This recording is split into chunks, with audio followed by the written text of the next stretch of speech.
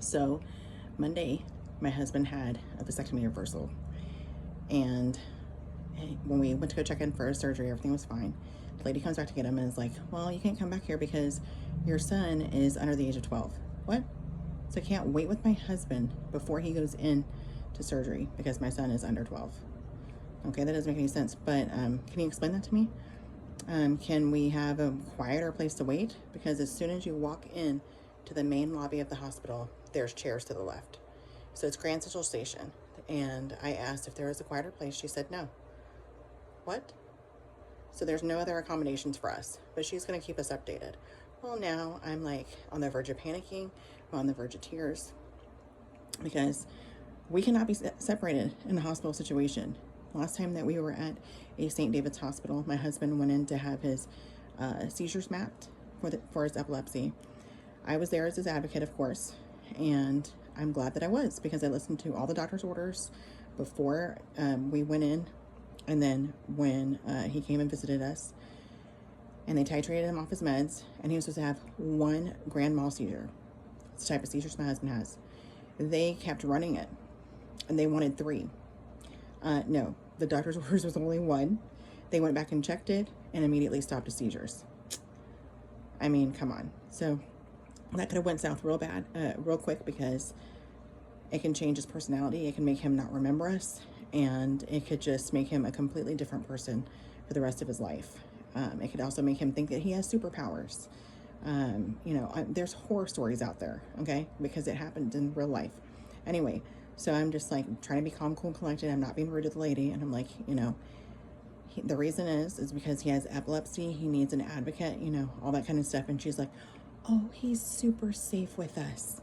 And I was like, yeah, I think you kind of know what I mean, right?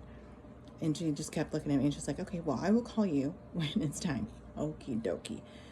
So I'm on Copilot asking if this is a thing, and yeah, it's a thing. They can set an age limit, but what's not the thing is her not giving me accommodations. So I'm over here freaking out in my mind, and every time I think about it, my nose turns red, my eyes well up, whatever. So I'm calling out to the universe, please send me some calm. I need some calm. I'm not sure how I'm going to make it sitting here because I know my son feeds off my energy. So, like, how am I going to do this, right? Okay. I'm going to go ahead and get my crochet. My crochet calms me. I'm not sure if it can help me through this, but let me see, right? And then this is like right after I grabbed my crochet, I was like, I don't think it'll help me, but just please send me some calm. I get a high-pitched tone in my left ear. And with some pressure, and I'm like, oh, thank you. I know that everyone's around me trying to help me, right? So, but I think, is that going to do it though? I'm not really sure if that's going to do it. So I'm into my crochet. My son is in his Game Boy, which he gets to do on appointments and stuff. So he's just loving Mario, right? And so he keeps on, like, hey, look at this, hey, look at this, hey, look at this. And I'm like, okay, cool. And then I keep thinking of my husband, and my eyes start to well up, my nose gets red. These people come over, a lady and a man, husband and wife.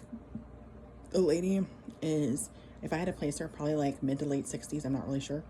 And she had like really thick, straight hair, blonde, dishwater blonde hair. And it was up in this big old bun at the top, like kind of like moves around a little bit.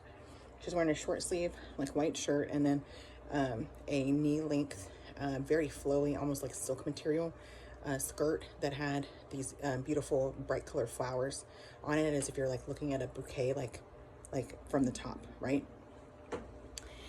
And she's just doing her thing. She kind of like glided in along with her husband. I can't explain it. They weren't just scooting across, but the energy was like they were just gliding effortlessly, just walking in.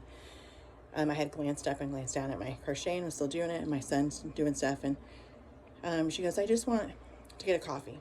And she goes and does the little mechanical arm thing. The robot gets the coffee. We're sitting right next to it. The only thing that's separating us is that little condiments thing. And she goes over to the condiments thing or whatever and does whatever she does. The husband says, hey, we'll get you a hot chocolate if you want to see how the robotic arm works. And we're both like, oh, what? And we look up, we'll get you a hot chocolate if you want one, my son's like, oh, I will have one. I was like, oh, no, no, no, thank you. He doesn't react well with sugar, especially when we have to sit still someplace and his dad's having surgery. They were waiting on that, so we're going to be here for a bit. And the wife was like, oh my gosh, I'm so sorry, because she had reiterated to him that we would get him a hot chocolate, you know. And she told him that, well, I'm sorry, but your mom says no, and what your mom says goes. And I was like, oh yeah. And I was like, thank you, you know. I'm like, sorry, buddy. But anyway, and then she looks at my crochet and she's like, oh, that's beautiful. And she grabs a hold of my crochet at the end, because I'm doing a blanket, so it's like hanging off over here. And she was not touching the floor or anything gross. Gosh, I'm trying to hurry because I know that they'll cut me off at like 10 minutes. And she grabs the blanket. It's like, oh, that's so beautiful.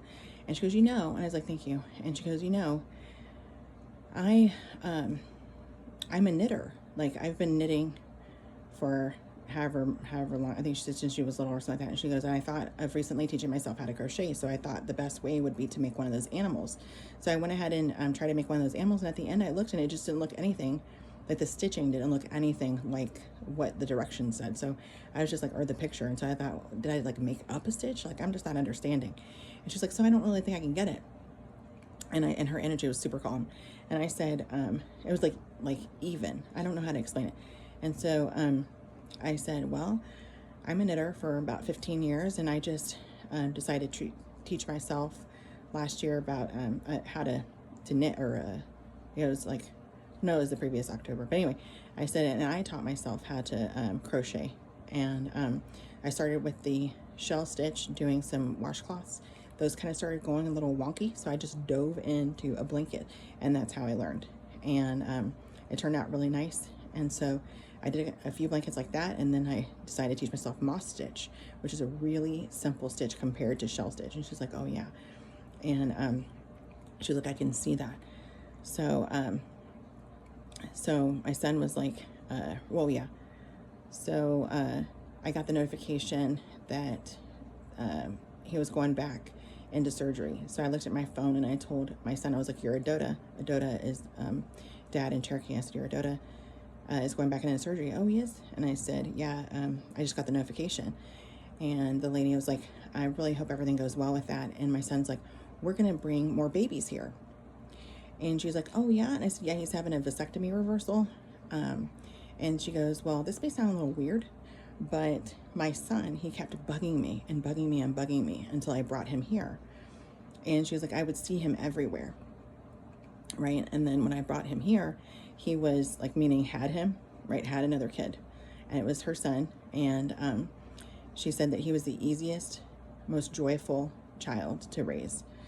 She had like a couple incidents with them, but that was it. But he was by far the easiest. I think she had like 3 or 4 other kids. So I guess they thought they were done until that son of hers started bugging her. So then I gotta make this a part 2. So hang on. Then to go hang, get you in a until we meet again. Love you, mean it.